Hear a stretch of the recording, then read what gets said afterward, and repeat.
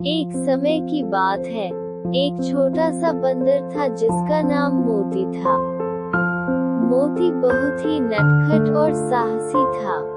वह हमेशा नए नए रोमांच की खोज में लगा रहता था। मोती एक बड़े और घने जंगल में रहता था, जिसे लोग जादुई जंगल कहते थे।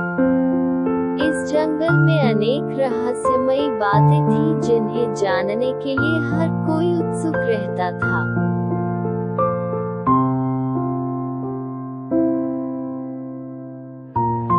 एक दिन मोती ने तय किया कि वो जंगल के गहरे हिस्से में जाएगा, जहां अब तक कोई जानवर नहीं गया था। मोती ने अपने दोस्तों से अलविदा कहकर सफर शुरू किया। चलते चलते मोती को एक पुराना दरवाजा मिला, जिस पर जादुई चिन्ह बने हुए थे। ये दरवाजा किसी प्राचीन कालीन मंदिर का हिस्सा लग रहा था।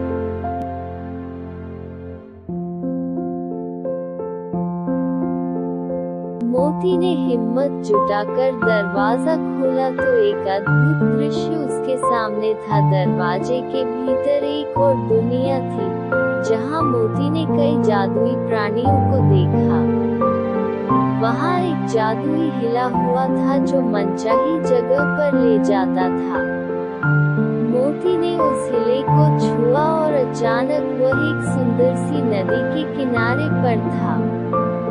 नदी के पास एक सुनहरी मछली थी, जिसने मोती से कहा, मैं तुम्हें एक विशेष रहस्य बता सकती हूँ, पर तुम्हें मेरी मदद करनी होगी। मोती ने सहर्ष उसकी मदद करने की बात कह दी।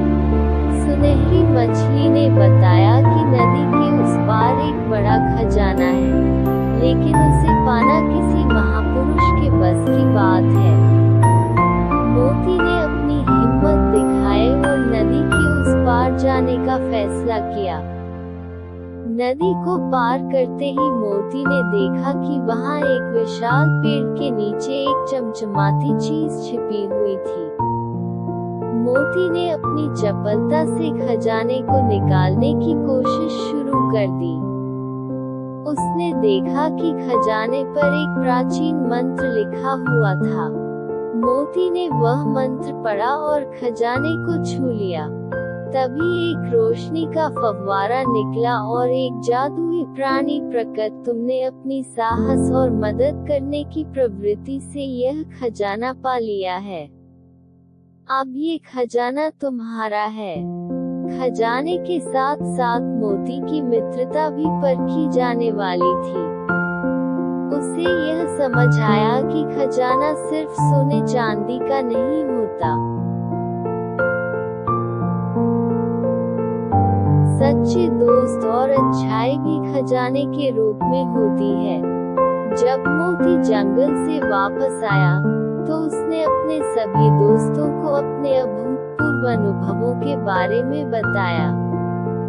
उसके दोस्तों ने उसकी बातें ध्यानपूर्वक सुनी और उसे इस साहसिक कारनामे के लिए सम्मानित किया।